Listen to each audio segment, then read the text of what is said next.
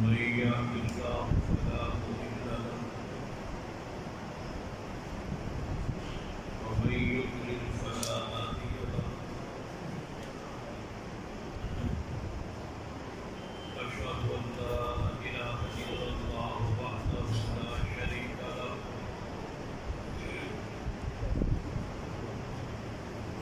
وأشهد أن محمدا عبده ورسوله أما بعد فإن خير الحديث كتاب الله خير الهدي هدي محمد صلى الله عليه وآله وسلم وشر الأمور محدثاتها وكل محدثة بدعة وكل بدعة ضلالة أما بعد فأعوذ بالله السميع العليم من الشيطان الرجيم من همزه ونفخه ونفثه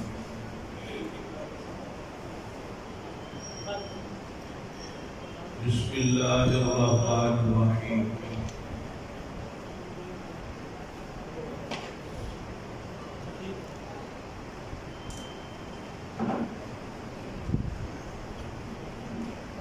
وقال ربكم ادعوني أستجب لكم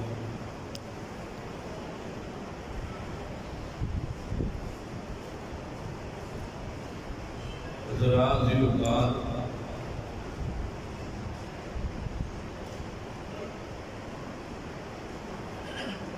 دعا کرنا عبادت ہے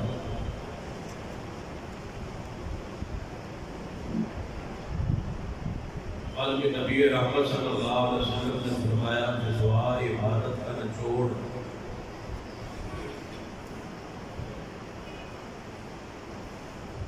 دوسری روایت میں ہے کہ دعا ہی عبادت ہے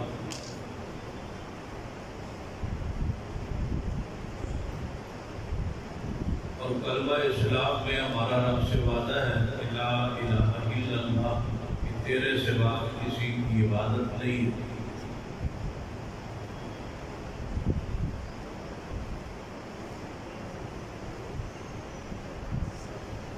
ہر وقت جو دعا ہے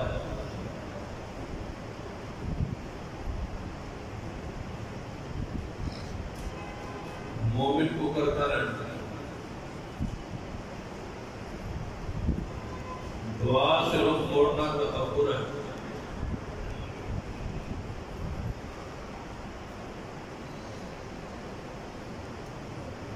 نبی رحمت صلی اللہ علیہ وسلم نے فرمایا کہ دعا اور بندے کی ہر دعا ہی قبول ہوتی لیکن قبولیت کے نبی علیہ السلام فرمایا کہ 3 طریقے ایک طریقہ کہ جو کچھ بندہ مانگتا ہے اللہ دے دیتا ہے گویا اس کی دعا قبول ہو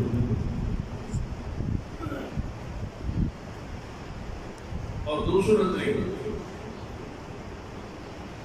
جو مانگتا ہے وہ تو نہیں ملتا لیکن اللہ تعالیٰ اس دعا کے بدلے میں کوئی آنے والی مصیبت پریشانی دکھ ڈال دیتا کیونکہ بندے کے علم میں نہیں ہوتا کہ کل مجھ پہ کون سی مصیبت آنے والی ہے ان دعاؤں سے ٹل جاتی ہے گویا ہر روز دعا کرنا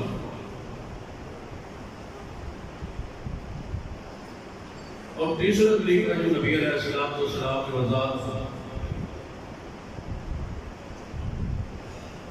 جو بندہ مانگتا ہے وہ بھی نہیں ملتا جو مصیبت آنے والی ہے وہ بھی نہیں ملتی لیکن دعا پھر بھی بے فائدہ نہیں کی اللہ تعالیٰ اس دعا کو ذخیرہ کر دیا اپنے پاس جمع کر دیا قیامت والے دن اللہ تعالیٰ اس ساری دعاؤں کو ذخیرہ کر کے جو رکھا ہوا ہے اس بندے کو جنت کی صورت میں عطا کرتا ہے ایک حدیث میں ہے کہ بندہ میں کاش دنیا میں میری کوئی دعا قبول ہی ہو، آج ہی اس کا ثمر نتیجہ مجھے نصیب ہو۔ دعا ہر حال میں، نبی علیہ السلام نے ہر موقع کی دعا ہی سکھلائی۔ کھانا کھانے سے پہلے دعا ہے، کھانا کھانے کے بعد دعا ہے، سونے کی دعا ہے، اٹھنے کی دعا ہے، گھر داخل ہونے کی دعا ہے، گھر سے نکلنے کی دعا ہے، چاند دیکھنے کی دعا ہے، نیا کپڑا پہننے کی دعا ہے، آئینہ دیکھنے کی دعا ہے، دودھ پینے کی دعا ہے، مسجد کے اندر داخل ہو تو دعا ہے، باہر نکلے تو دعا ہے۔ نبی علیہ السلام کو صبح شام کے اذکار اور دعائیں ہی سکھلائی۔ تو ہر وقت دعا کرتے رہا۔ دعا بندے کی آخری امید ہے۔ جب ہر طرف سے جواب ہو جائے تو اللہ تعالیٰ کے دربار پر پھر بھی دعا بندہ کرتا رہے اور امید رہتی ہے کہ اللہ دعا کو قبول کر کے وہ ہر قسم کی مصیبت کو ٹالنے پر قادر ہے۔ اللہ تعالیٰ کے علاوہ کسی اور سے دعا کرنا یہ شرک اکبر ہے۔ اس سے بڑا اور شرک کوئی نہیں ہے کہ بندہ اللہ کی مخلوق سے دعا کرے۔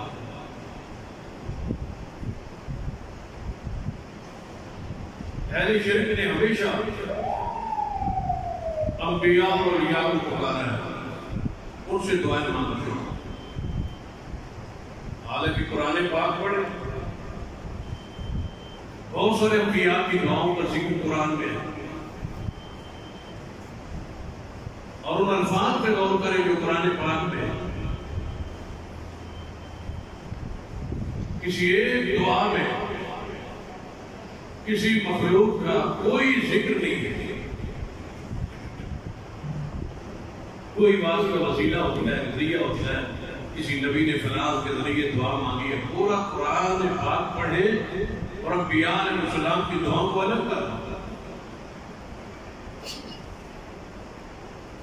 اور یاد رکھیں یہ عقیدہ توحید جو ہے یہ اسلام کے اساس و بنیاد ہے۔ جس کے پاس عقیدہ توحید نہیں ہے اللہ تعالیٰ کے ہاں اس کا کوئی عمل قبول نہیں۔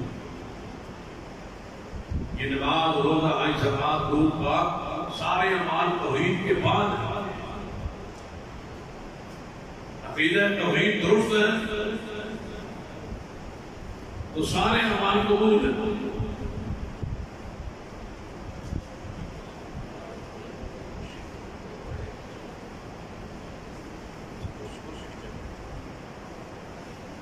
تشریف لائیں آپ خواجہ صاحب کو جانے دیں، کرسی ادھر جی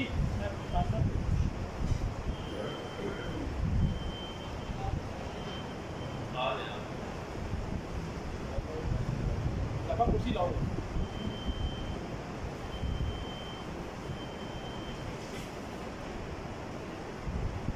مسلم کے حاکم میں حدیث ہے،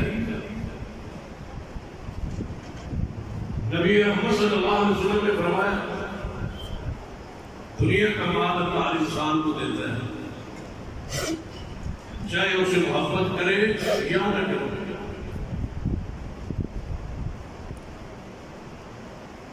لیکن دین اور عقیدہ توحید کی سمجھ اسے دیتا ہے جس سے اللہ تعالیٰ محبت کرنا شروع کر۔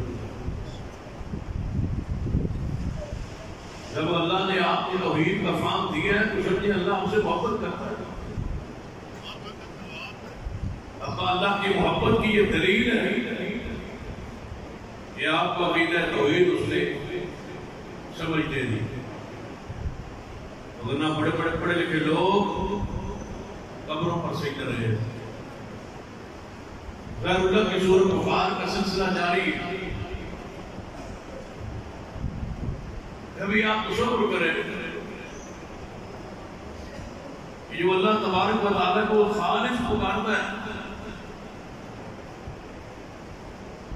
اس کے لیے مثال جہاد کہ کوئی وسیلہ کوئی ذریعہ ہو درمیان میں کفیل یا بحق ہو جس کے ذریعے اللہ ہم کو پکارے،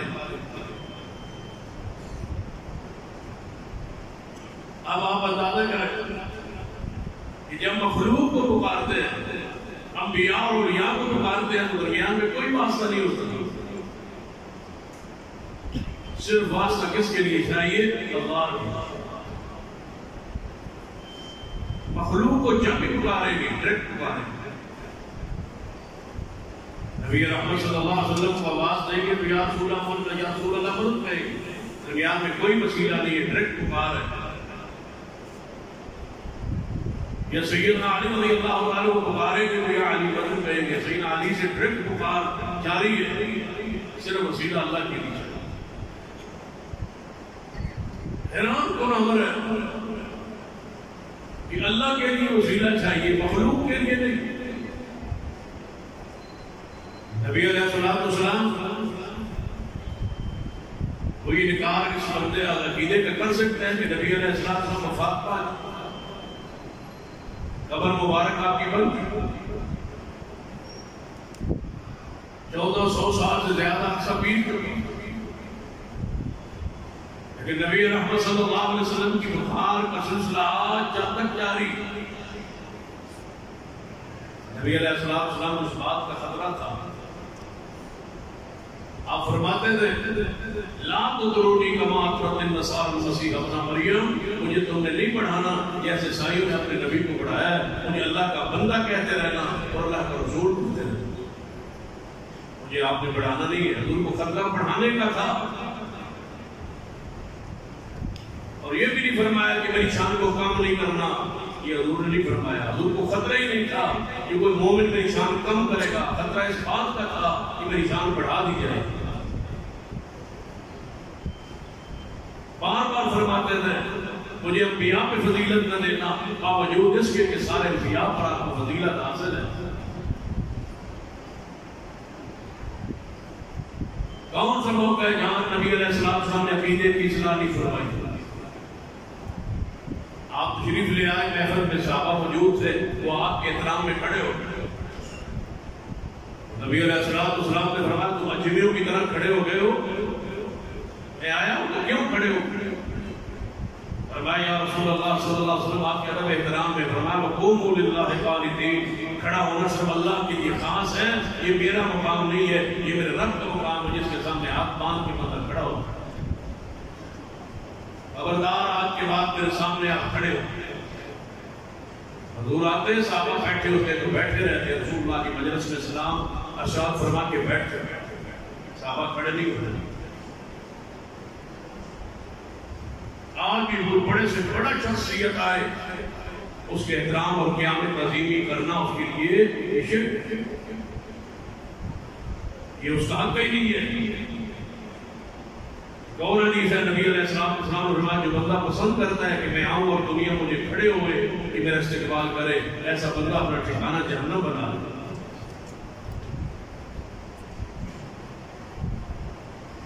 حضرت سعد رضی اللہ تعالیٰ کو کسی دوسرے ملک میں گئے، واپس تشریف لائے، فرمایا یا رسول اللہ صلی اللہ علیہ وسلم، میں نے وہاں جا کے دیکھا لوگ بادشاہ آپ میں سجدہ کر رہے تھے، میں وہاں سوچ کے آیا تھا کہ ہمارے محبوب ساری دنیا سے اعلیٰ ہے، ہم اپنے نبی کو سجدہ کریں گے، اجازت ہے؟ آپ نے فرمایا صاحب جب میں دنیا سے چلا جاؤں میری قبر بن جائے، کیا میری قبر پہ سجدہ کرو؟ فرمایا یا رسول اللہ نہیں۔ فرمایا اگر میری قبر پہ سجدہ جائز نہیں ہے تو سن لو مجھے زندہ ہوتے ہوئے بھی سجدہ نہیں ہے، سجدہ اللہ کے لیے۔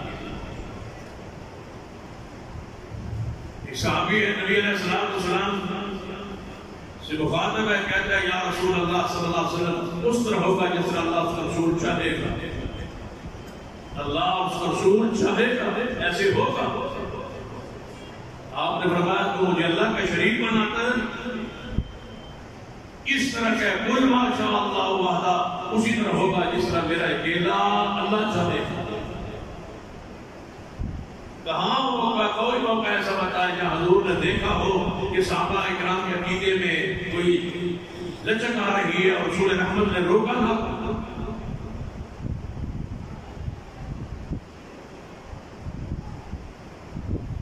اللہ تعالیٰ کو یہ عقیدہ توحید اتنا پسند ہے کہ وہ درخت جس کا ذکر قرآن میں آتا ہے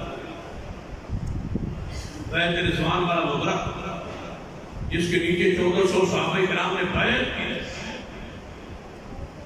اس درخت کا ذکر قرآن میں تھا، لقد رضی اللہ عن المؤمنین اذ یبایعونک تحت الشجرہ، اس درخت کا ذکر قرآن میں ہے۔ صحابہ کرام فرماتے ہیں اگلے سال ہم دوبارہ جب عمرہ کرنے کے لیے آئے تھے، معاہدہ ہو گیا تھا قریش کے ساتھ، اس سال واپس چلے جائیں، آئندہ سال آپ عمرہ کریں گے۔ جب آئندہ سال آپ عمرہ کرنے آئے، ہم وہ درخت دیکھنا چاہتے تھے کہ جس درخت کے نیچے ہم نے بیعت کی تھی وہ کون سا درخت ہے۔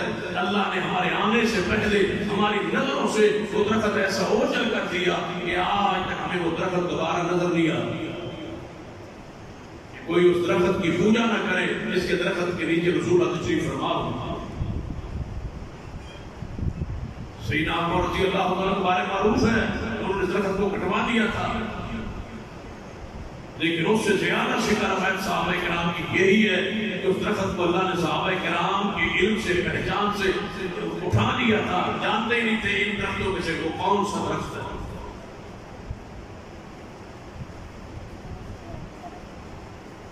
اور اس سے حیران کن اور اس سے بھی حیران کن بات یہ ہے اللہ تعالیٰ نے سارے نبیوں کی قبروں کو پوری امت سے چھپا دیا ہے۔ آدم علیہ السلام سے لے کر سیدنا موسیٰ کلیم اللہ تک 1.25 لاکھ انبیاء جو گزرے ہیں، کسی ایک نبی کی قبر آج کے دن کسی بندے کے علم میں نہیں ہے کہ کوئی نبی کہاں دفن ہے۔ سب قبریں اللہ نے چھپا لی ہے پوری دنیا سے، صرف محمد مصطفیٰ صلی اللہ علیہ وسلم کے روضہ اطہر کی قبر پوری امت کے علم میں ہے کہ مدینہ طیبہ میں سیدہ عائشہ کے حجرے میں ہے، جہاں آج روضہ رسول ہے، یہی قبر مصطفیٰ ہے۔ اس پر امت کا اتفاق ہے، اجماع ہے، پوری امت جانتی ہے، لیکن اللہ نے اس کے انتظام ایسا کیا ہے، ایسے چھوٹے اور ایسے رکھوالے کھڑے کیے ہیں جو پیغمبر کی قبر پہ سجدہ نہیں ہونے دیتے۔ اور اس پہ میں کہا کرتا ہوں اللہ تعالیٰ کا اہل حدیث پر رحمت ہے کہ روضہ رسول کی حفاظت اللہ نے ہمارے ذمہ کر دی۔ ہم سنبھال کے بیٹھے ہیں روضہ رسول کو، نہ سجدہ ہونے دیں گے، نہ ہی رسول رحمت کی قبر کا طواف ہونے دیں گے۔ یہ اللہ کی خاص رحمت ہے، اس نے موحدین کو، توحید پرستوں کو، اور انشاءاللہ یہ سعودیہ کی حکومت، آل سعود کی حکومت اس منہج پر، توحید پر انشاءاللہ قائم رہے گی۔ لوگ پریشان ہوتے ہیں، چنتن ہوتے ہیں، حیران ہوتے ہیں، اخبارات کے پروپیگنڈے سے متاثر ہے یا ایرانی پروپیگنڈے سے متاثر ہو کے وہ سعودی عرب کے بارے میں منفی پروپیگنڈا عوام الناس کے ذہن میں جناب پھیلا رہے ہیں، یاد کروا رہے ہیں، یہ باتیں ہیں، وہاں یہ ہو رہا ہے، وہاں وہ ہو رہا ہے۔ سن لیجئے آل سعود مکہ اور مدینہ کے آس پاس باڑ کی حیثیت رکھتے ہیں، اور انشاءاللہ وہ اپنے حرمین کا دفاع کریں گے، اور ہم انشاءاللہ ان کی ہر بات کی حمایت کریں گے جو بھی قرآن و سنت کے مطابق ہو۔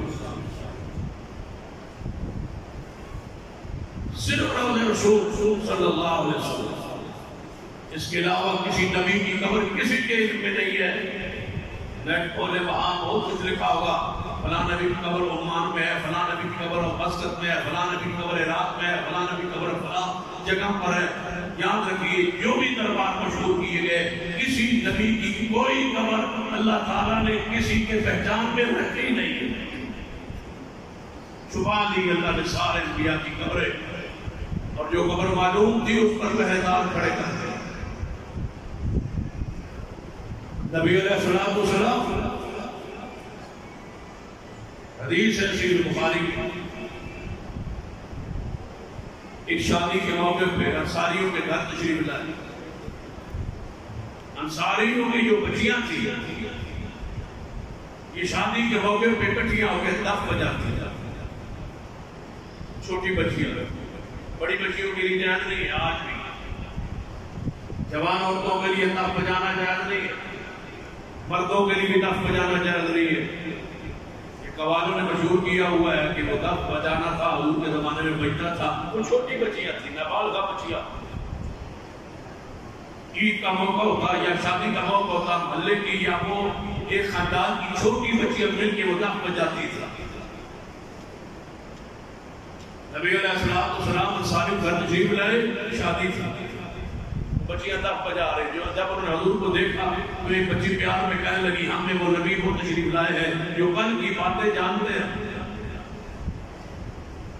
بچی تھی نا، چاہیے تھا رسول اللہ صلی اللہ علیہ وسلم برداشت کرتے تھے، کوئی بات نہیں ہے، سمجھا لیں گے، بعد میں سمجھا دیں گے، جمعے کے خطبے میں وضاحت کر دیں گے. نہیں، آپ امیر ہو گیا، فرمایا ان بچیوں کو میرے پاس لاؤ.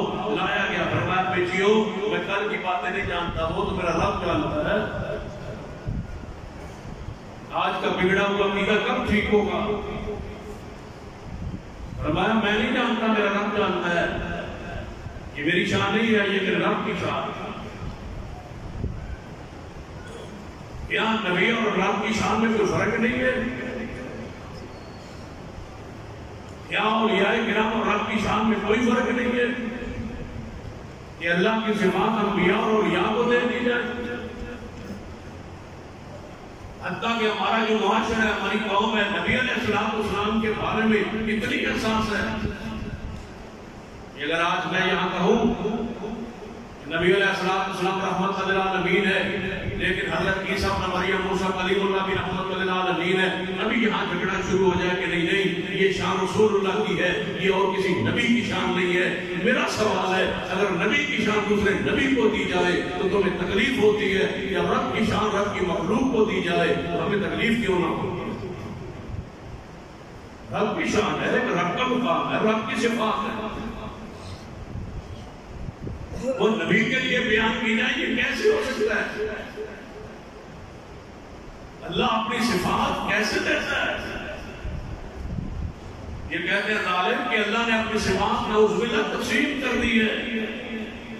اللہ اپنی صفات تقسیم نہیں کرتا.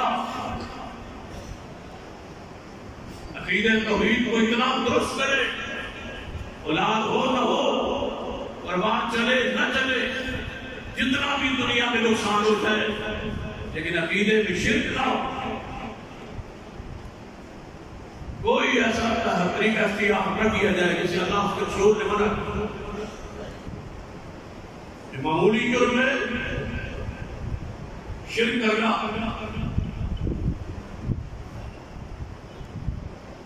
نبی رحمت صلی اللہ علیہ وسلم مقام مسلم اپنی آگی کہ دو بندے جا رہے ہیں، ایک بستی سے گزرے، بستی والوں کا رواج تھا کہ وہاں دو بزرگوں کے بت بنے ہوئے، وہاں کوئی نہ کوئی چیز چڑھاوا چڑھا کے آگے جا سکتا تھا، اور نہ قدرت نہیں دیتی. اور آج بھی کئی ایسے نہ، آپ فیصل آباد جائیں، سمندری کی طرف سے فیصل آباد میں داخل ہو، بھائی پاس سے پہلے کی دربار، وہاں کوئی ٹرالی اینٹ والی نہیں گزر سکتی جب تک وہ 2-4 اینٹیں وہاں نہ دربار. ان میں سینکڑوں ٹرالیاں گزرتی ہیں. دربار والوں نے پوری دکان بنائی ہوئی ہے اینٹوں بیچنے. ہر ٹرالی وہاں 2-4 5 10 فرض جو ہے ایک ہے، سنت 2-4 بھی ہو سکتی. فرض ہوئے کہ نے ایک اینٹ لا کے رکھ دی، پھر کوئی بندہ یہ نہیں رکھتا 2-4 5 10 جتنا بابا راضی ہو جائے گا پوری ٹرالی پر حرکت ہو. بابا کی مریدوں نے اتمام مشہور کر دی، یہاں اینٹیں لے کے نہیں جاؤ، رکھ کے نہیں جاؤ گے نقصان ہو. اب سارے رکھ کے جاؤ. بابے کے مریدوں نے کیا کیا؟ وہاں دکان بنا دی، وہ اینٹیں سارے دن بیچتے ہیں. وہی اب عقل کے اندر کو کون سمجھائے جو خود بیچ رہا ہے، جو خود روزگار اپنا رہا ہے، جو خود روٹی کا محتاج ہے، یہ اینٹیں آپ کی بیچ کے کھا رہا ہے، وہ تمہارا مشکل کشا. ہر دربار کے بارے میں کوئی نہ کوئی بات مشہور ہو.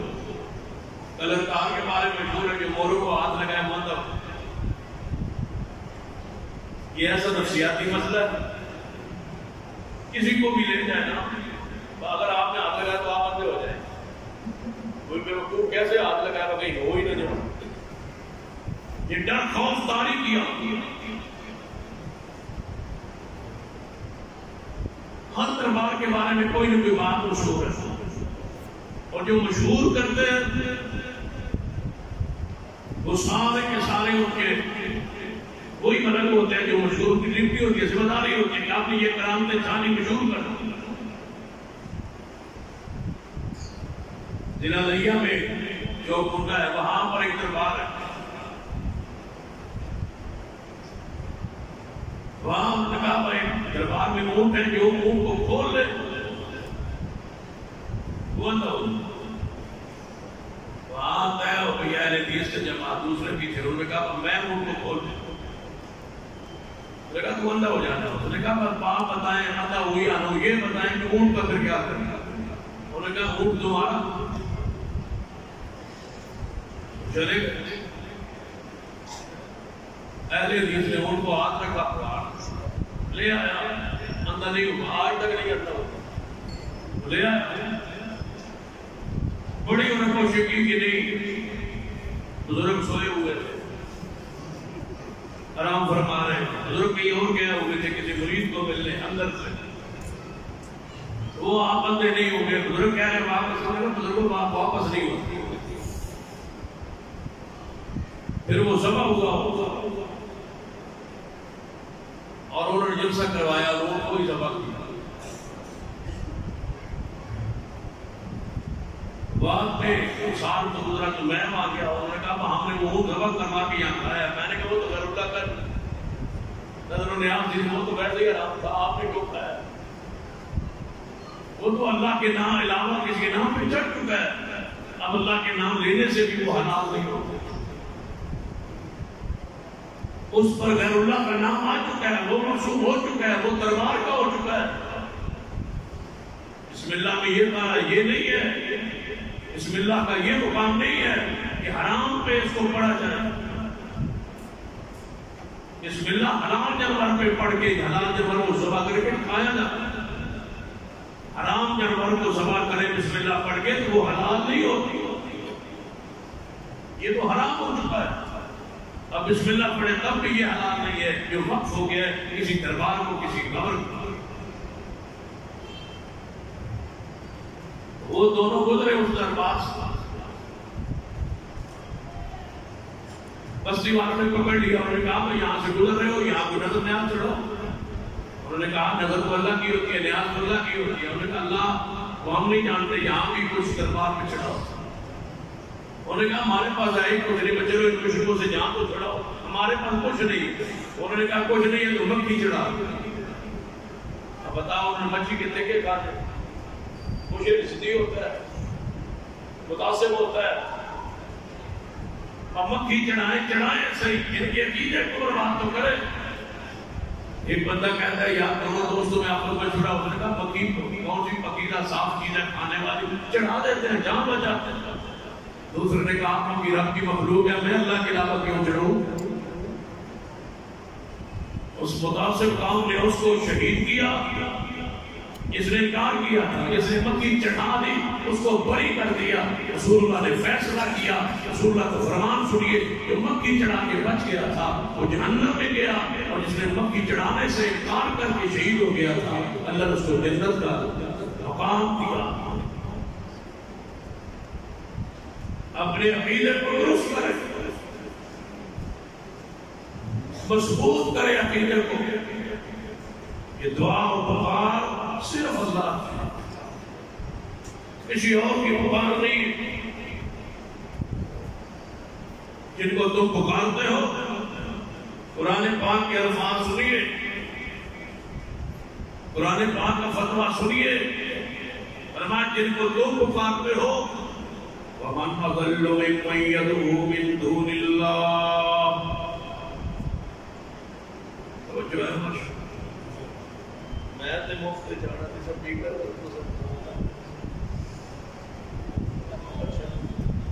تھوڑے بات ٹھیک ہے۔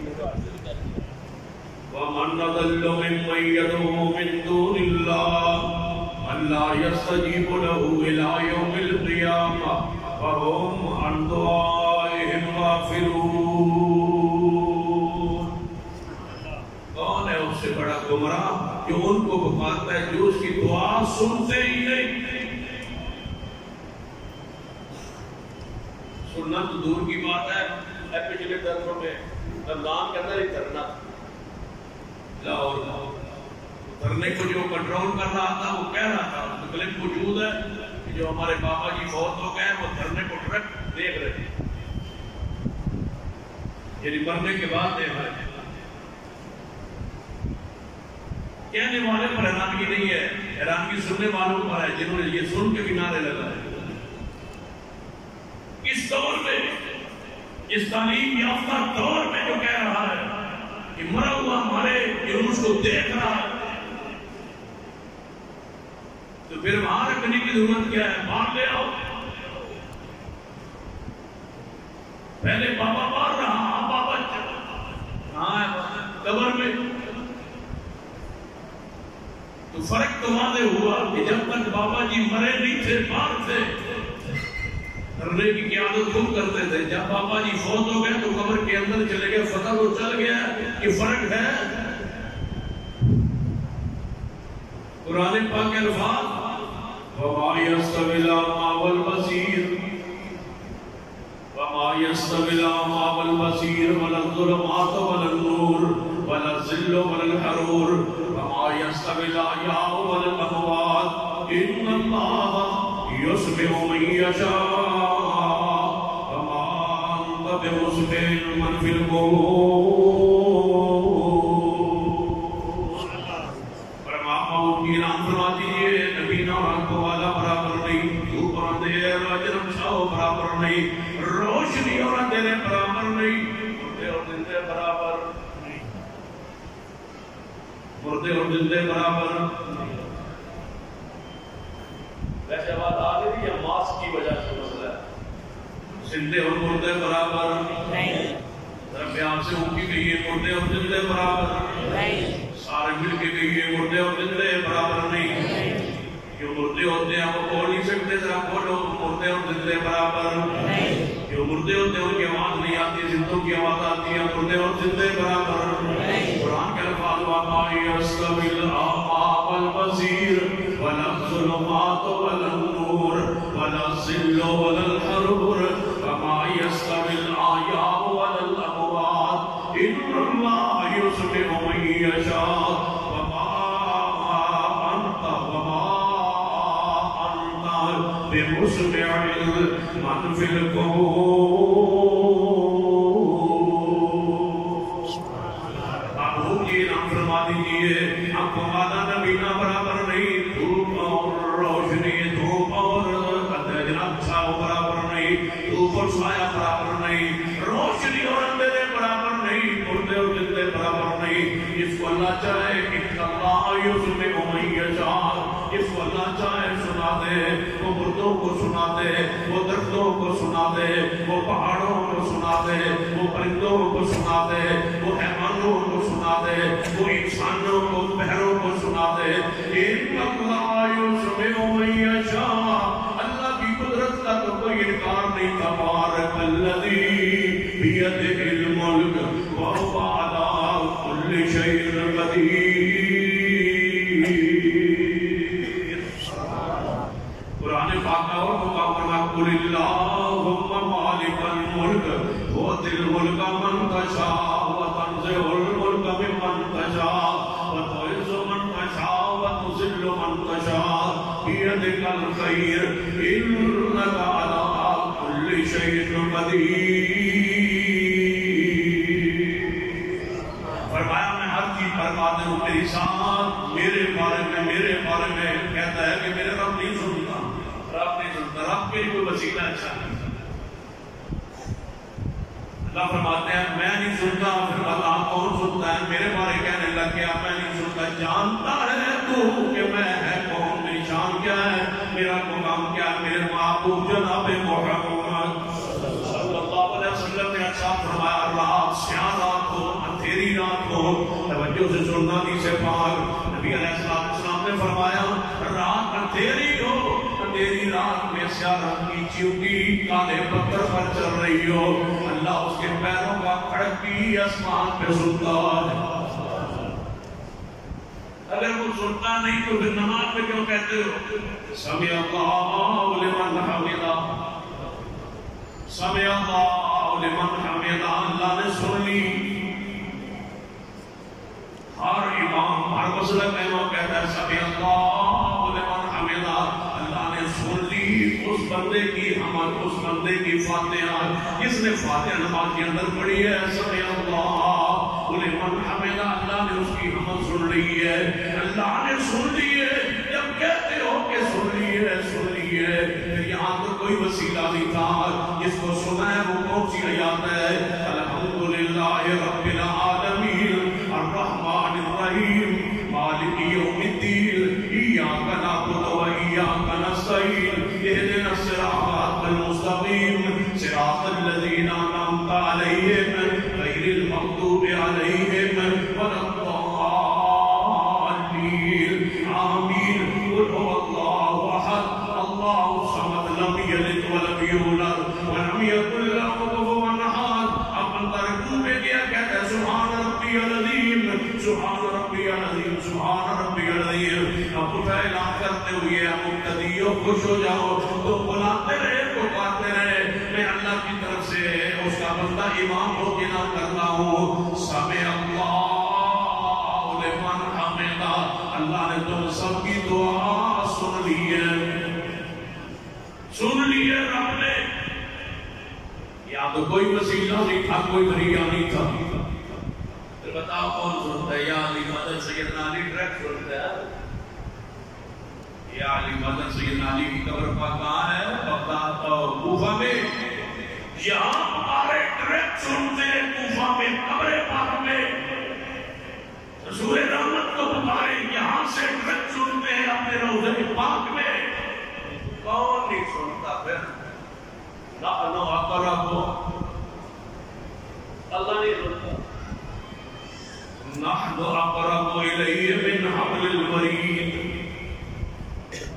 وَإِذَا سَأَلَكَ عِبَادِي عَنِّي فَإِنِّي قَرِيبٌ أُجِيبُ دَعْوَةَ الدَّاعِ إِذَا دَعَانِ فَلْيَسْتَجِيبُوا لِي وَلْيُؤْمِنُوا بِي لَعَلَّهُمْ يَرْشُدُونَ۔ سمجھنا ایک حدیث پر توجہ فرمائیے، اس حدیث کا اصل صحیح بخاری میں ہے، میرے تمہاری امی عائشہ صدیقہ سیدہ کائنات حاجی عائشہ صدیقہ رضی اللہ تعالیٰ سیدہ کائنات حاجی عائشہ صدیقہ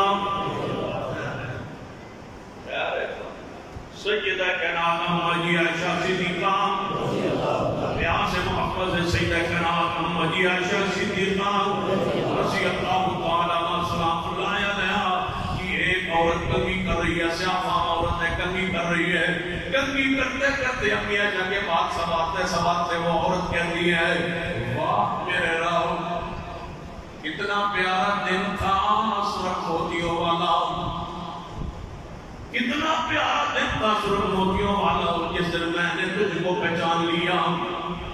یہ فرماتی ہیں اس عورت سے جو بات سنبھال رہی ہے کہ آپ کس دن کا ذکر کر رہی ہیں، اس سرخ موتیوں والا دن کون سا ہے؟ اکثر میں نے میری زبان سے سنا ہے جب تو کوئی حیرانگی کی بات کرے تو کہتا ہے کتنا وہ پیارا دن تھا سرخ موتیوں کے ہار والا دن، وہ کون سا دن ہے جس کو تم اتنا یاد کیا کرتی ہے؟ وہ کہتی ہے امی عائشہ جی آپ نے مجھ سے پوچھ ہی لیا ہے، پھر سن لے سرخ موتیوں والا دن کیا ہے؟ میں داریہ عورت تھی، میں نام مذہب عورت تھی، کوئی مذہب میرا نہیں تھا، میں داریہ تھی، میں نہیں جانتی تھی رب کون ہے، رب کی شان کیا ہے، رب کا مقام کیا ہے۔ میں غربت کے مارے اپنی بستی سے نکلی کسی اور بستی میں کام کاج کے لیے، کوئی محنت مل جائے، کوئی مزدوری مل جائے، کسی بستی میں کوئی کام مل جائے۔ ایک گاؤں میں آئی، اس گاؤں کے سردار کے گھر مجھے نوکری مل گئی، اس سردار کی بیٹی حسن کو جانے لگی، اس نے اپنا ہار بڑا قیمتی ہار جناب قیمتی ہار تھا، اس نے اتار کے چرپائی پہ رکھا، کہنے لگی یہ میرا ہار میرا بڑا ایسا خیال رکھنا، میں غسل کرنے جا رہی ہوں۔ وہ عورت اندر غسل کرنے گئی، ہار سرخ موتیوں کا تھا، سرخ رنگ تھا، چیل نے سمجھا یہ گوشت کا ٹکڑا ہے، چیل آئی اس نے جھپٹی ماری اور وہ ہار لے کے اڑ گئی۔ میں پریشان بیٹھی ہوئی، یہ سردار کی بیٹی باہر نکلے گی اور کیا کہے گی؟ وہ باہر نکلی، اس نے پوچھا میرا ہار، میں نے بتایا وہ تو چیل لے گئی ہے۔ وہ کہتی ہے کبھی ہار کی چیلوں نے اٹھایا، چیل نہیں لے گئی، تو نے چھپایا۔ اوپر سے اس کا باپ سردار بھی آ گیا، اس نے شکایت لگا دی. اس کے باپ نے مجھے بلایا اور کہنے لگا تیرے پاس ہے ہار. اس نے کہا میرے پاس ہار نہیں. اس نے کہا تیرے پاس ہے ہار. اس نے جوانوں لڑکوں کو بلایا, کہنے لگے سمالی فاطمہ کو, نورانی کو, لونڈی کو مار لے جاؤ, اس کو دھمکی دو, اس کو مارو پیٹو, اس سے ہار برآمد کرو, اس کی تلاشی لو. وہ باہر لے کے چوک پہ, یہ عورت آ گیا ہے, ابھی مسلمان نہیں ہے, کہتی ہے اس بستی کے اندر جب سے میں آئی میں نے سنا تھا اس بستی کا کوئی اللہ ہے. یہ اللہ اللہ کرتے تھے, شرک کرتے تھے, لیکن اللہ کا نام لیتے تھے. کوئی مشکل وقت آتا جو اللہ کو پکارتے تھے. میں نے کہا پتہ نہیں وہ کون ہے اللہ جو مشکل کے وقت یہ پکارتے ہیں. ان لڑکوں نے کہا آپ ہاتھ دے نہیں, ہم کپڑے اتاریں, تجھے پڑھنا کریں. جب وہ پڑھنا کرنے کے راستے سے قریب آئے, میں نے دل میں کہا اے اللہ میں نہیں جانتی تو کون ہے. تو ہمارا تو ایمان ہے رب پر, ہمیں جہاں کہاں جانے کی ضرورت کیا ہے, کہیں جانے کی. آپ کا تو ایمان ہے, آپ تو خالق مانتے ہیں, رازق مانتے ہیں, رزاق مانتے ہیں, غفار مانتے ہیں, رحمان مانتے ہیں. آپ تو مسلمان ہیں, رسول اللہ کو ماننے والے, اسلام کو ماننے والے, دین کے ماننے والے ہیں, شرک سے پاک ہے, بدعت سے پاک ہے. مجھے بتاؤ تمہاری نہیں سنتا تو پھر کس کی سنے گا؟ یہ تو داعی ہے. اور داعیہ کہتی ہے عورت اے اللہ میں نہیں جانتی تو کون ہے, اور تم کہاں ہے, اور تیری شان کیا ہے. میں نے سنا تم کوئی ایسی ذات ہے جو مشکل کے وقت کام آتا ہے. یا اللہ آج مشکل آن پڑی ہے, میرے لیے میری مشکل حل کر دے. میں نے آج تک اس جسم کو کسی کے سامنے برہنہ نہیں کیا. یا اللہ اگر تم کوئی واقعی مشکل کشا ہے تو میری مشکل حل کر دے. نبی علیہ السلام سے فرما اللہ نے بڑے اجتماع میں چیل کو ہاتھ دے کے واپس دے, اس کے دروازے کو چھوڑتے ہو اور ان کے دروازوں کو پکڑتے ہو جو خود محتاج, جو کبھی سوئے ہوئے کبھی دن مقرر کی ہو, جو اتوار کو ملتے ہیں ہفتے کو ملتے ہی نہیں, جنہوں نے ایام مقرر کیے, جو خود مانگتے, جو خود محتاج ہے تمہاری روٹیوں کے, تمہاری نظروں کے, تمہارے نیازوں کے, تمہارے گفٹوں کے, تمہارے تحائف کے, وہ محتاج ہے. اگر تم جانا چھوڑ دو وہ بھوکے مر جائے, وہ تمہارے مشکل کشا. بتاؤ ساری دنیا میں جا کے چکر لگا کے دکھاؤ, ایک اصلی شخصیت بتاؤ جو اس کو زمانہ مشکل کشا کہتا ہو اور اس پر اپنی مشکل نہ آئی ہو. یہ عورت کہتی ہے اللہ نے ہار دے کے چیل کو واپس بھیجا. ہار گیا. لوگ کہنے لگے یہ عورت کوئی تفکر عظیم خاتون ہے, سچ کہتی تھی, لیکن یہ عورت کہنے لگی مجھے نفرت ہوگی اس بستی والوں سے. رات کے اندھیرے میں وہ کہا کہ میں یہاں سے بھاگ نکلی چلی کہ میں کسی اور بستی میں جا بسوں. دن میں یہ مجھے جانا نہیں دے کہ رات کے اندھیرے میں میں نکل جاؤں. یہ عورت یہاں سے نکلی, کہتی ہے میں راستے میں چلتی چلتی جنگل میں آئی, دیکھا کچھ خیمے لگے ہوئے. میں نے کہا یہ کوئی بندے ہیں یہاں خیموں کے ساتھ بیٹھ جاتے ہیں, سویرے اٹھیں گے کوئی تعارف پہچان ہوگی, ان کے ساتھ مل کے کہیں چلی جاؤں گی. اگر یہاں رہنے والے ہوں گے تو ان کی خدمت کرنے لگ جاؤں گی. اللہ کرے کوئی اچھے بندے ہوں. کہتی ہے میں خیمے کے ساتھ ڈیگ لگا کے بیٹھی. فجر کا وقت ہوا, ایک بندہ خیمے کے اندر سے نکلا, اس نے وضو کیا اور اونچی آواز سے اذان کی. جب نام لیا اللہ اکبر, عورت کہتی ہے میرے دل کو ٹھنڈک محسوس ہوئی, لگتا ہے یہ اس اللہ کو ماننے والے ہیں جس اللہ نے میری مشکل حل کی.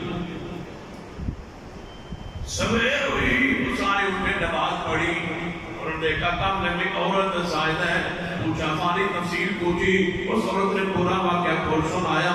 یہ کہنے لگے پریشان نہیں ہونا, ہم محمد مصطفیٰ کے صحابہ ہیں, ہم مدینہ جا رہے ہیں, آؤ ہمارے ساتھ چل نکلو مدینہ پاک کے اندر. یہ عورت مدینہ پاک میں پہنچی, نبی علیہ السلام سے ملاقات ہوئی, صحابی رسول بنی مان رہی, ساری حقیقت بیان کی. نبی علیہ السلام نے فرمایا اس عورت کا کوئی نہ کوئی روٹی کا انتظام کر دے.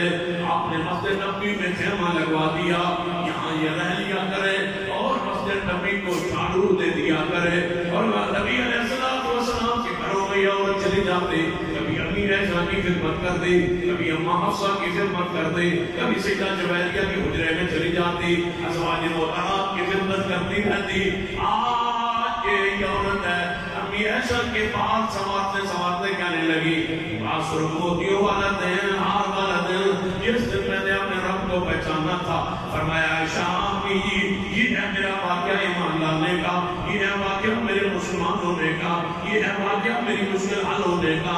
امی عائشہ رضی اللہ تعالیٰ عنہا فرماتی یہی عورت کچھ دن گزرے خیمے کے اندر ہی فوت ہو گئی. صحابہ اکرام نے پردے سڑا عورت سمجھ کے اس کو عورتوں کو کہا کہ غسل دیا جائے, غسل دے کے جنازہ پڑھا کے راتوں رات دفن کر دیا.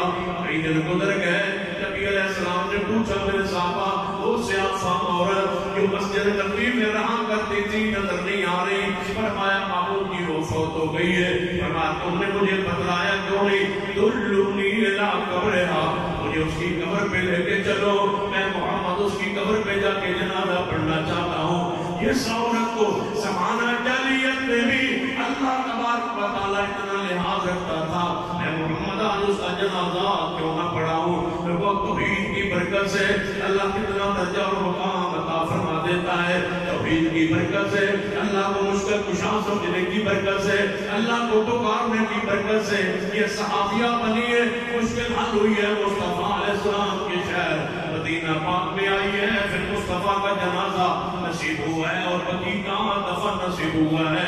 یہ ہے وہ عقیدہ توحید. سن لیجیے اللہ ہدایت دینے پہ آئے تو ایسے دیتا ہے جیسے ابو جہل کے بیٹے سیدنا اکرمہ رضی اللہ تعالیٰ عنہ کو ہدایت بخشی ہے. نبی رحمت جناب محمد بات گئے ہو, بات چکو ماشاءاللہ جڑ کر کے بیٹھ. میرے توڑے پیر و مرشد جناب محمد اللہ تُسی مٹھائی واسطے آئے ہو جناب چکے. میرے توڑے پیر و مرشد جناب محمد صلی اللہ علیہ وآلہ وسلم فتح مکہ کے موقع پہ مکہ مکرمہ میں داخل ہوئے.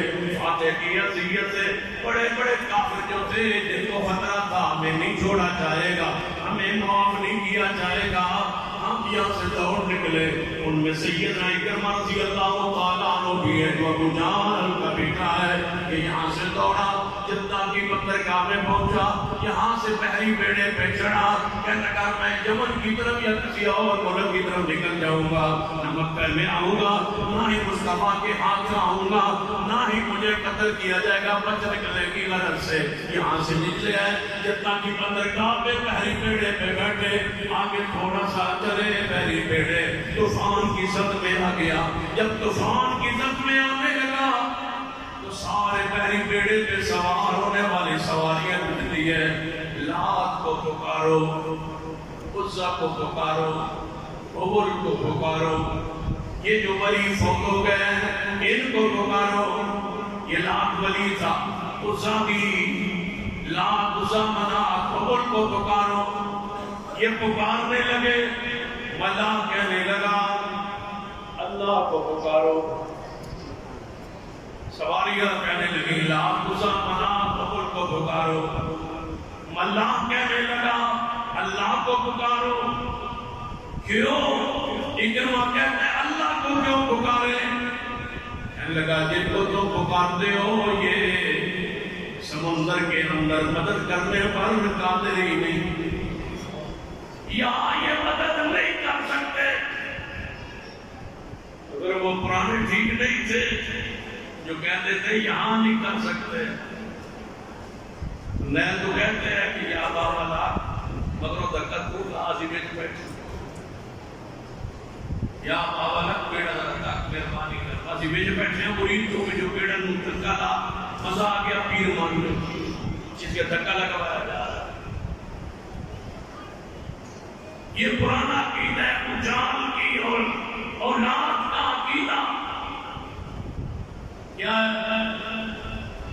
یہ بحری بیڑے پہ لات عزا منات عبل مدد نہیں کر سکتے, یہاں صرف رب کرتا ہے. وَإِذَا رَكِبُوا فِي الْفُلْكِ دَعَوُا اللَّهَ, جب کشتی میں کو بلاتے تھے اللہ. اکرما کہنے لگا اللہ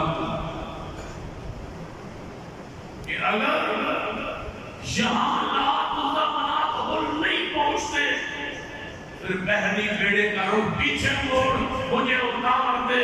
میں جا کے اس محمد مصطفیٰ کے قدم دھونا چاہتا ہوں, اس نبی کا کلمہ پڑھنا چاہتا ہوں. یہی تو نبی فرماتے تھے میرا باپ اس پر کھڑا رہا اور مر گیا اور قتل ہو گیا.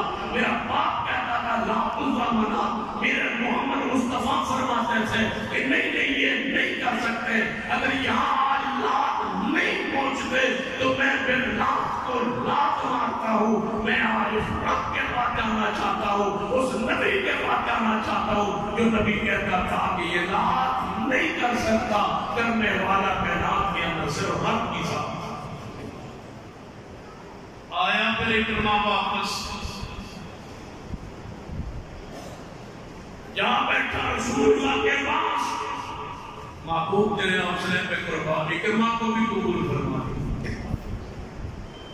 ابو جہل کا بیٹا اس کی بیوی آئی اکرما کی, یا رسول اللہ صلی اللہ علیہ وسلم میرا شوہر ماننا چاہتا ہے, بنا چاہتا ہے, مسلمان ہونا چاہتا ہے, لیکن ڈر رہا ہے چھپا نکل گیا تھا پھر واپس آ گیا. اللہ نے ہدایت دے دی ہے. آپ نے فرمایا اس کو کہو آجا میں محمد اپنی پگڑی تجھے دیتا ہوں تاکہ اس کو یقین ہو جائے کہ تجھے محمد مصطفیٰ کچھ نہیں کہنے. آ جائے میرے پاس. اگر عقیدہ توحید کو قبول کرتا ہے تو آ جائے. قال ربکم ادعونی استجب لکم. ہمارا رب کہتا ہے مجھے پکارو, میں تو انتظار میں ہوں. میرا بندہ کب مجھے پکارے, میں تو انتظار میں ہوں. میں تو اس طرح وہ چاہتے ہوں. اور پھر قرآن حدیث کا مطالعہ کر کے دیکھ لو. اللہ فرماتے ہیں جاؤ قرآن پڑھو, حدیث کا مطالعہ کرو. کون سا موقع ہے کہ مجھ سے دعا کی گئی اور میں نے قبول نہ کی ہو. یہ پڑھیے سیدہ کائنات اماں کی عائشہ رضی اللہ تعالی عنہا. اسی پہ بات کا اختتام کرنا چاہوں. سیدہ کائنات اماں کی عائشہ, لیکن تھوڑی رضی اللہ تعالی عنہ سے تبریک کرتے ہیں. سیدہ کائنات اماں کی عائشہ رضی اللہ تعالی عنہ سلام اللہ علیہ پر دکھ مصیبت بتلاؤ جاؤ سب مقابلے آئے. اس کا ذکر قرآن پاک میں موجود ہے. اولاد نہیں ہے, ذریہ کا ذکر ہے, ابراہیم کا ذکر ہے. اگر ایسی مصیبت میں پھنس کے ہو جہاں سے نکلنے کا راہ نہیں ہے تو یونس کی تکلیف ہے. اگر لمبی بیماری میں ہو تو ایوب کی دعا قرآن پاک میں ہے. اگر بچہ بچڑ گیا تو یعقوب کی دعا ہے. اگر کسی گندے ماحول سے بچنا چاہتے ہو تو یوسف کی دعا ہے. اگر جیل سے باہر آنا چاہتے ہو تو کردار یوسف تمہارے سامنے ہے.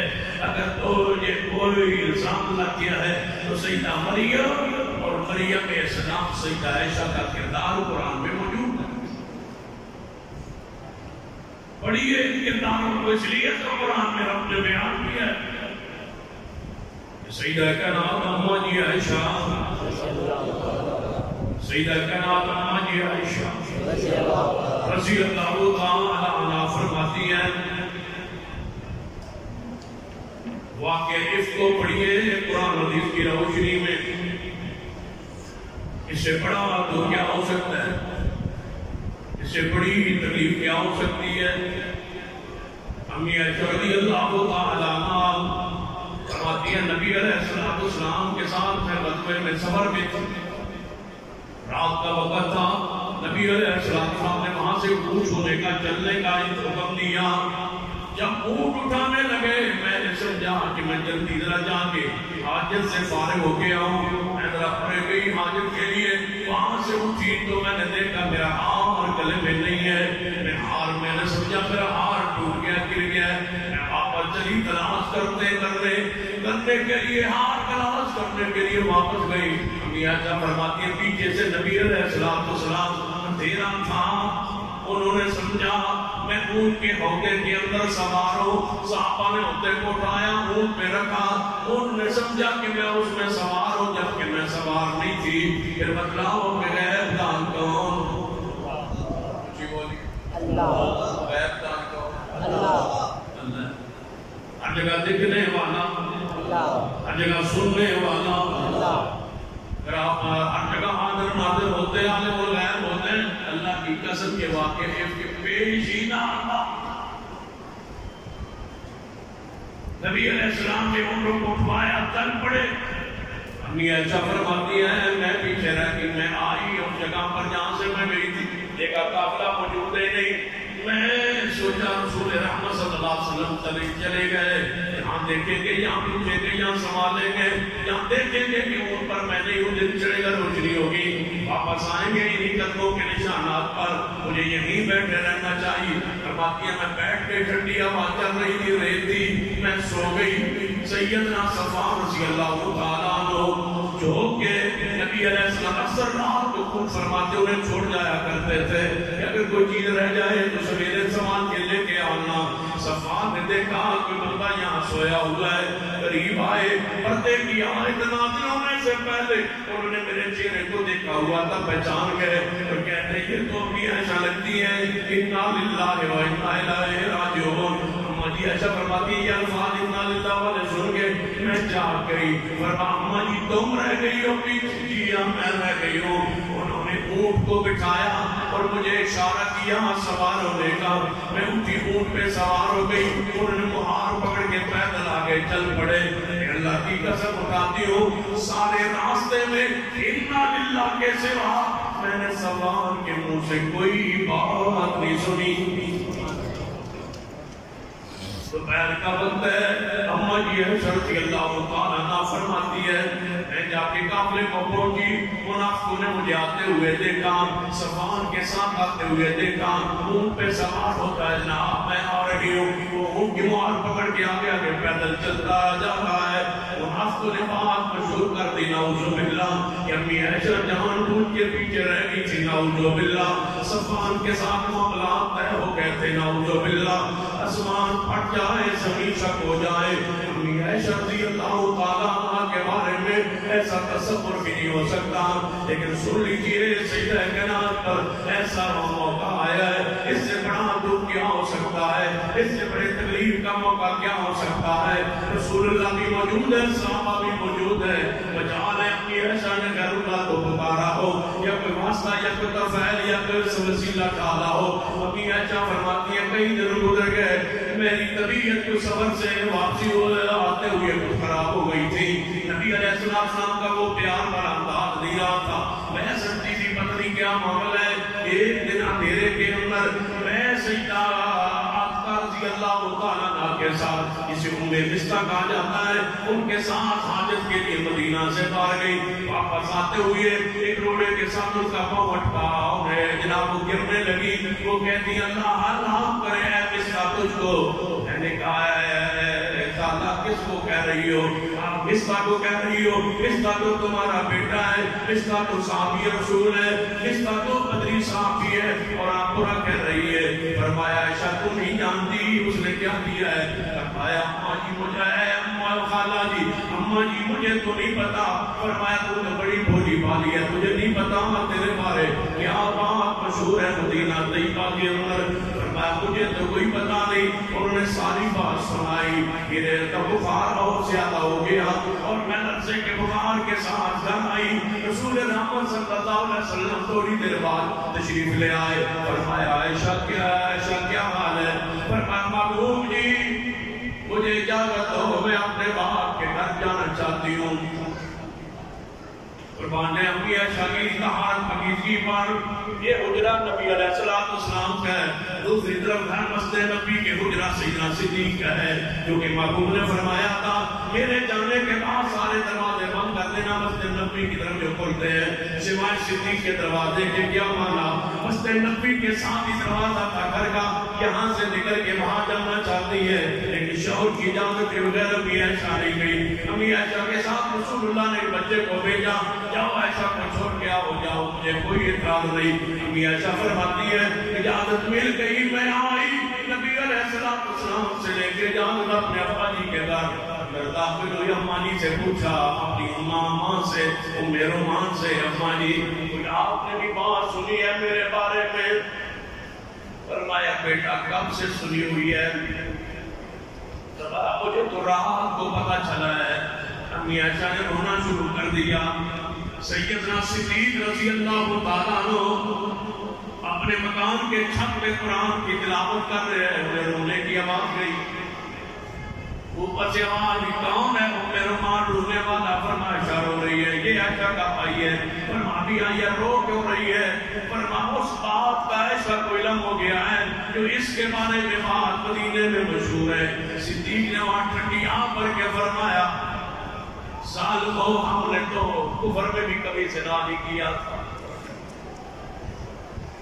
ہم تو جہالت کے دور میں زنا نہیں کیا،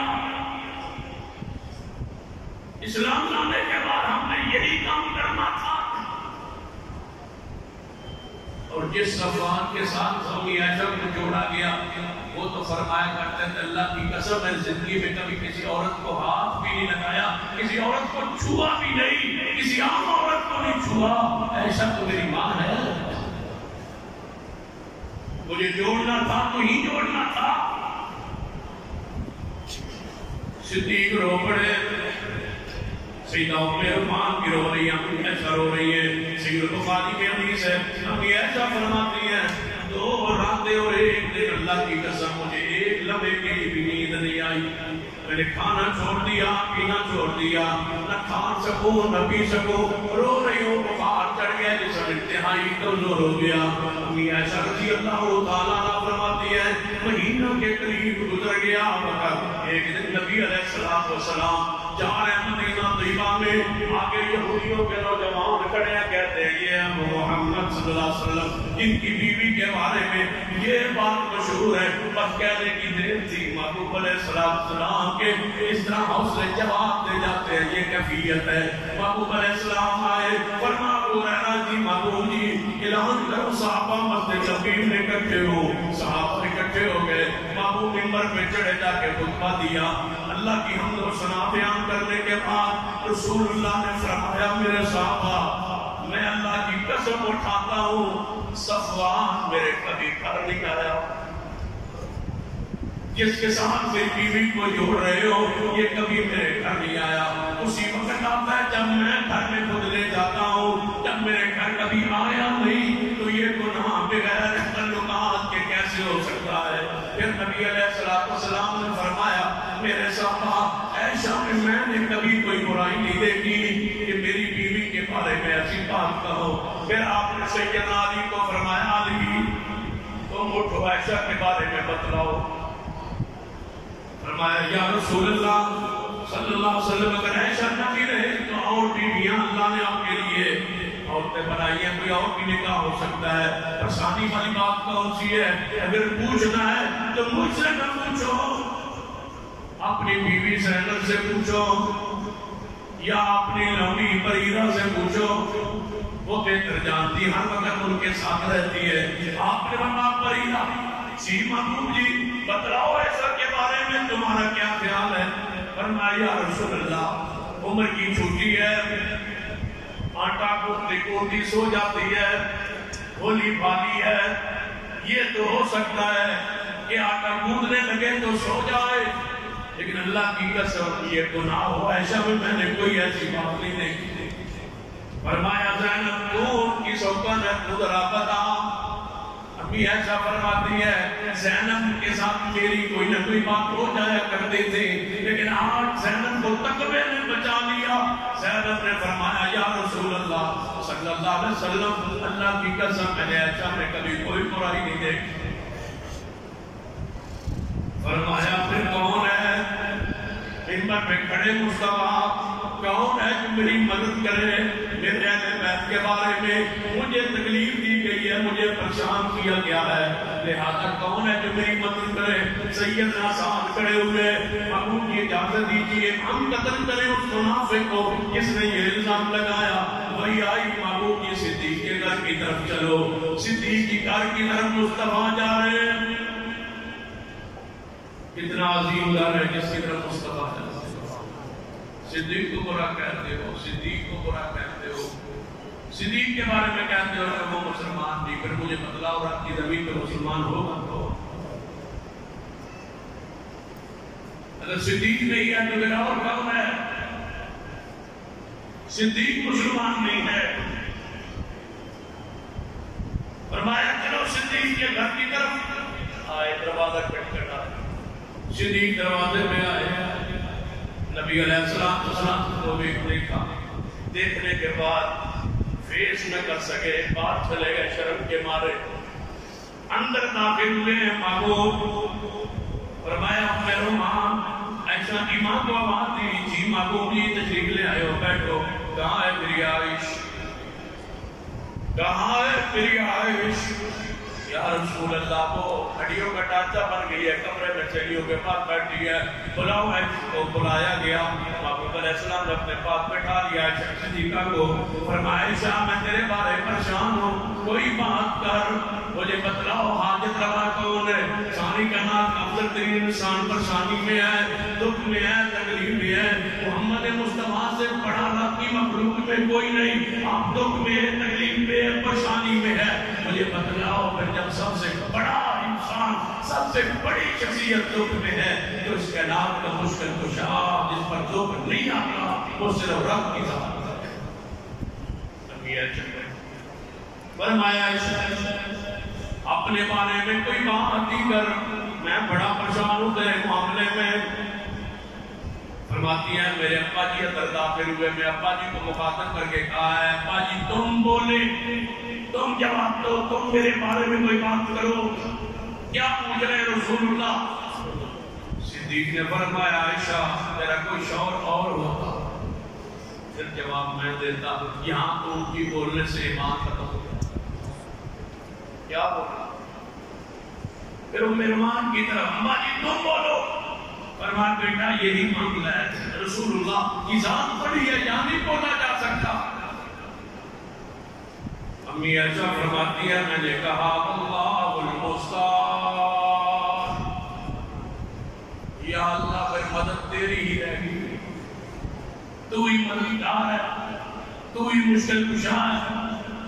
رسول اللہ سامنے بیٹھے ہیں, کہہ سکتے تھے یا رسول اللہ انظر علینا واسمع قولنا یا رسول اللہ, لبیک یا رسول اللہ, یا رسول اللہ میری مشکل حل کرے. آپ کچھ بولے, آپ معاملات کو جانتے, آپ تو ہر جگہ حاضر ناظر ہے. جہاں میں تھی سفان تھا آپ دیکھ رہے تھے, ہر جگہ آپ دیکھتے ہیں. یہ باطل عقیدوں میں سے کوئی ایک عقیدہ ہو تو بیان کیجیے. امی عائشہ نے رسول اللہ کے سامنے کیا فرمایا؟ اللہ المستعان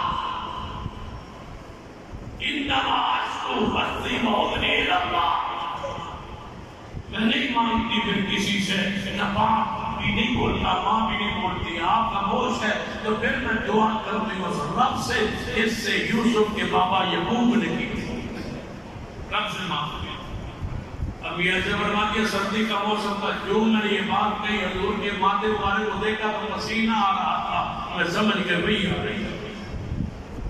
پھر میں نے خیال کیا اچھا تیرے بارے کوئی نہیں آ سکتی, تیری اتنی شان ہو سکتی ہے کہ تیری شان میں قرآن نازل ہو جو قیامت تک تلاوت ہوتا رہے. مجھے نہیں یقین تھا میرے بارے قرآن آئے. تھوڑی دیر گزری, نبی علیہ السلام فرمایا عائشہ مبارک ہو, عائشہ خوشخبری ہو, مبارک ہو, تیری برات میں رب نے بیان کر دی ہے, تو پاک ہے. جلدی سے ماں میں رومان خوشی سے اٹھ کے کہتی ہے بہت شکریہ ادا کر حضور کا, واہ ماں تیرے عقیدے پہ قربان ہے. یہ ہے وہ عقیدہ. کیا کہتی ہو اماں جی؟ نبی کا شکریہ ادا کر جس نے تجھے برابری کر دیا اور خوشخبری سنا دی. فرمایا اماں جی اللہ کا شکر ادا کیوں نہ کروں؟ میں اس اللہ کا شکر ادا کروں گی جس نے میری شان میں قرآن نازل کیا. اے معبود مہینہ پوچھتے رہے, کبھی فریدہ سے سوال کرتے رہے, کبھی زینب سے سوال کرتے رہے, کبھی علی سے پوچھتے رہے, کبھی عثمان عمر سے پوچھتے رہے. میں اس کا شکریہ ادا کروں جس کے سامنے میں نے کہا اللہ المستعان علی ما تصفون. اس نے قرآن کی صورت میں میری برات کا اعلان کیا اور فرمایا عائشہ بری ہے گناہ سے سبحانک ھذا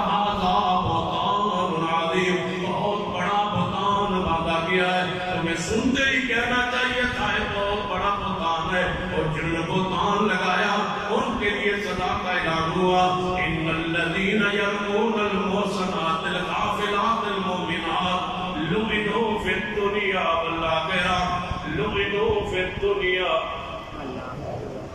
لعنوا فی الدنیا، لعنوا فی الدنیا والآخرہ۔ یہ پولیس کو لا کر تو یہاں قاری الحفیظ صاحب یہ شعر پڑھا، یہ آیت پڑھتے ہیں، ذرا پڑھیں۔ لعنوا فی الدنیا، لعنوا فی الدنیا، لعنوا فی الدنیا والآخرہ ولہم عذاب عظیم۔ وہ لوگ جو الزام لگاتے ہیں پاک دامن عورتوں پر، امی عائشہ پر، وہ امی عائشہ الغافلات جس نے ایسے گناہوں کا سوچا بھی نہیں، المؤمنات مومنہ بھی ہے، محسنہ بھی ہے، اور اس گناہ کے بارے میں کبھی سوچا بھی نہیں ہے، جنہوں نے لگایا لعنوا فی الدنیا والآخرہ ولہم عذاب عظیم، ان کے لیے بہت بڑا عذاب۔ یا مفسرین نے لکھا ہے دردناک عذاب، نہیں بڑا عذاب کیوں؟ فرماتے ہیں اس لیے کہ جس ذات کی بیوی پر الزام لگایا ہے اس سے بڑی ذات کوئی نہیں، جس رب نے عائشہ کا انتخاب کیا ہے اس سے بڑی ذات بھی وہ بہو العلی العظیم، جس نے انتخاب کیا وہ العلی العظیم ہے، جس کے لیے انتخاب کیا وہ انک لعلی خلق عظیم ہے، اور جو بھی عائشہ کو پھر بھی پاک نہ مانے ولہم عذاب عظیم ہے، اس کے لیے دردناک عذاب ہے۔ پورا قرآن پڑھ جائیے، ایک ایک واقعہ پڑھ جائیے، جس کو مشکل قرآن میں کس کی ذکر ہے اس کی مشکل حال بولو کس نے کی ہے؟ اللہ۔ ہماری مشکل کشا، ہمارا حاجت روا، ہمارا داتا، ہمارا غوث اعظم، ہمارا دستگیر صرف اللہ ہے۔ یہ صفات اللہ کے لیے ہے، یہ شان اللہ کے لیے ہے، مخلوق کی یہ شان نہیں ہے، یہ پیر و فقیروں کی شان نہیں ہے۔ پیر فقیر ہوتے ہیں، پیر محتاج ہوتے ہیں، پیر سارے فقیر ہوتے ہیں، وہ اللہ کے مانتے ہوتے ہیں۔ یاد رکھیے ساری کائنات کو دینے والا اللہ ہے۔ اللہ مجھے اور آپ کو توفیق عطا فرمائے۔ اقول قولی ھذا واستغفر اللہ لی ولکم ولسائر المسلمین وآخر دعوانا الحمد للہ رب العالمین۔